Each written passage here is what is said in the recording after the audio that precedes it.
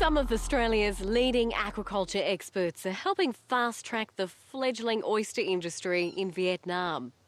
While fish farming has grown rapidly there in the last decade, until recently, oysters had been largely overlooked.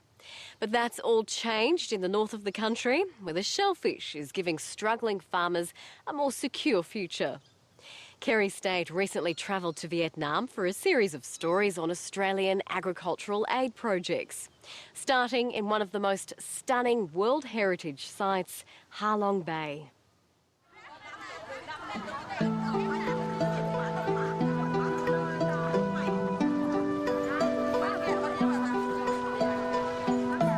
As the sun rises over Vietnam's northeast coast, it's easy to see why tourists are drawn to this region.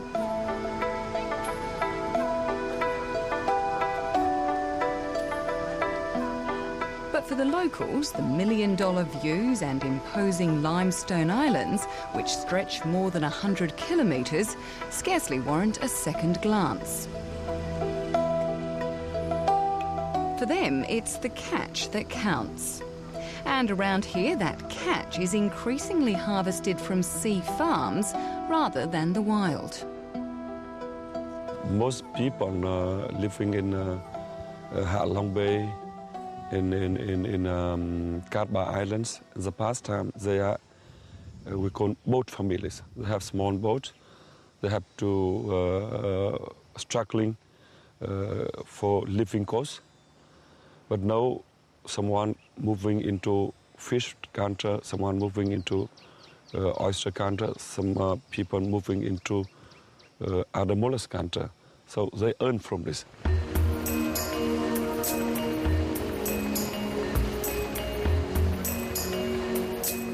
Thousands of floating farms bob alongside mighty monoliths in and around Ha Long Bay. And beneath the rafts is something of a seafood basket. With cobia, red drum, groper, barramundi and clams among the most popular species being cultured. Now, a growing number of farmers are also pulling up Pacific oysters. It's been absolutely phenomenal. Within the space of 3 years, they've virtually gone from zero oyster production in the north through to about 2,000 tonnes now. And to put that in perspective, that's about 50% of New South Wales' current production. Much of that production has come from this farm in Bai Ta Long Bay, which is northeast of the better-known Ha Long Bay. It's owned by BIM, a private investment company and the largest shrimp producer in Vietnam. A few years ago, it diversified into oysters. The first 2 years, it was very slow, and we only sold a small amount. But we picked up quite quickly from 2008. In 1 year, production increased 4 times, and at the end of 2009, other farmers started growing around here. Most farmers here grow their oysters on colch, recycled shells that are tied to a line and slung beneath rafts. Locals say the filter feeders thrive in these warm, nutrient-rich waters, growing from a spat to a commercially acceptable mollusk in less than 12 months. But despite the formidable natural barriers around many of the bays, the farms are still vulnerable to the elements, especially during the monsoon season. Even though the mountains and the islands protect our farm by reducing the strength of the storms, the bad weather often causes some damage.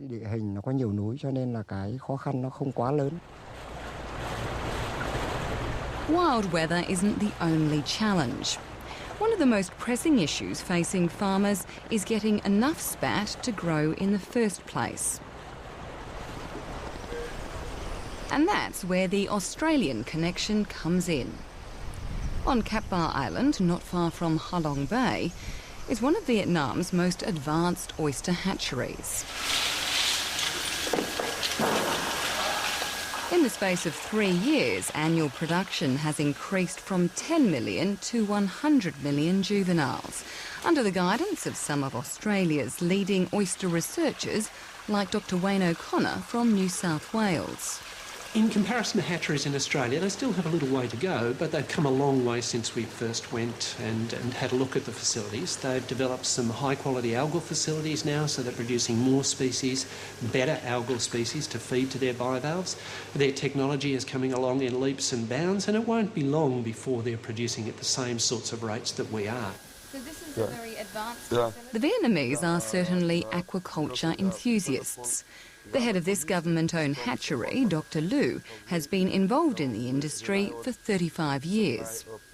In that time, farmed production has grown from around 80,000 to 2.5 million tonnes, overtaking the catch from wild fisheries. Within only 10 years, our aquaculture production tripled. He says the rapid growth of the oyster industry is largely due to the bilateral project, which is funded by the Australian Centre for International Agricultural Research. When coming to teach from the beginning with live feed, select a good quality broodstock, spawn them, nurse them from early stage up to Spat. Within only 2 years, we already enabled to brood seed. If we do ourselves, maybe take 4 years, 5 years, we don't know how long. While this project has gone from strength to strength in the hatchery and out in the field, a similar one in 2002, funded by the Vietnamese government, failed. The broodstock, which came from Australia, produced plenty of offspring. They just didn't last long. Experts aren't sure what went wrong. They produced significant numbers of seed. They went out into the field and then there were massive losses. And part of the problem was that the grow out of the oyster simply wasn't monitored, so when the losses occurred, we didn't have an opportunity to go back and say what's actually happened here. That's something which has been rectified for round 2. Samples are regularly taken to look for signs of poor growth or disease. And this time the spat appear to be thriving in a farm environment, giving researchers the confidence to commercialise the project on a much bigger scale. Initially when we started, we focused on one larger farm in order to get the technology out and so that people could see it operating. All the small farmers would have an opportunity to see what they're doing and then an opportunity to start to take it up. Now more and more small farmers are coming on board. We've got about 200. Among them is Fatih Liu.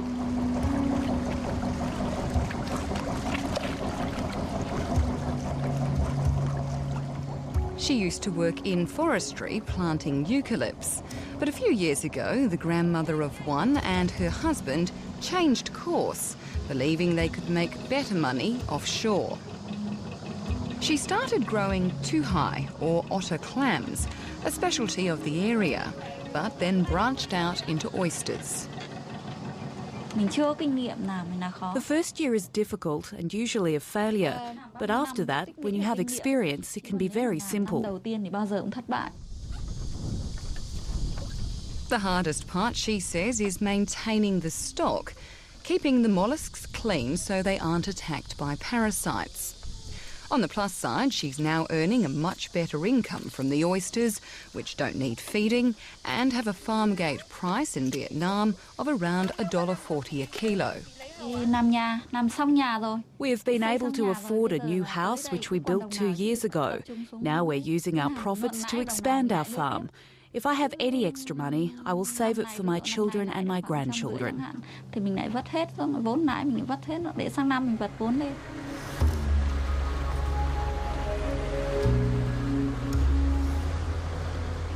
Another oyster grower who is expanding is Phat Van Lu. The former fish trader turned to culturing seafood because of the decline in wild stocks.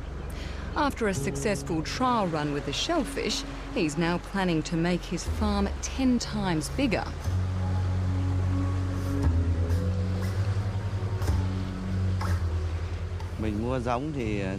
I bought seeds from Ria number 1, the hatchery in Cat Bar. But because the hatchery doesn't have enough seeds to cater for this region, half of my seeds are from there and half are from another hatchery. The seeds from the centre at Cat Bar are half the price and better quality. It's tremendously exciting. Certainly the pace of growth has been fantastic.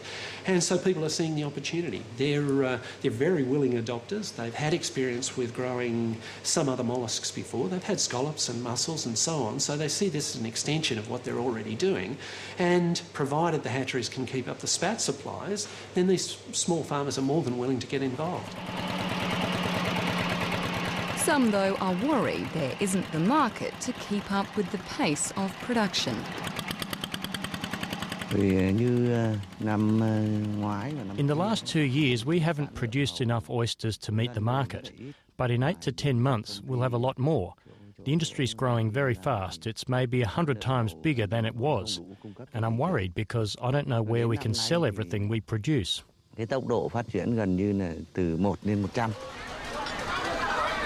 Most oysters grown in these parts are eaten in the north of the country, usually in local restaurants or in Hanoi. While there have been oversupply problems in some other aquaculture industries in Vietnam, Wayne O'Connor says there's no risk of saturating markets with oysters anytime soon. Well, oysters are interesting at the moment, particularly Pacific oysters, because most of what is being produced is actually being consumed domestically. There is some movement around the world, but the bulk's domestic consumption. Within Vietnam, you've got a largely untapped market for oysters, so I still think there's a lot of opportunity for oysters to actually produce and consumed locally. But certainly to the north in China, where growth is occurring at such a rapid rate, there are a lot of calls at the moment for more oyster production, despite the fact that China already produces in excess of 80% of the world's oysters. There's more and more demand, particularly for high-quality product. While it's clear this region is more than capable of producing commercial quantities of oysters, it'll have to improve the quality if it's going to crack the export market. And that means changing the way many farmers grow their molluscs. Because while this method may be cheap, the shellfish often end up different shapes and sizes. In Australia, instead of growing them in clumps, juveniles are placed apart from each other in trays or baskets so they can develop in a more uniform way. Some Vietnamese farmers are starting to adopt similar techniques. I remember people putting fish and seafood in baskets, so I did a trial with oysters. I bought 1,000 baskets and I put small oysters in them and they grew very well. So I bought a lot more and now I have about 18,000 baskets on my farm.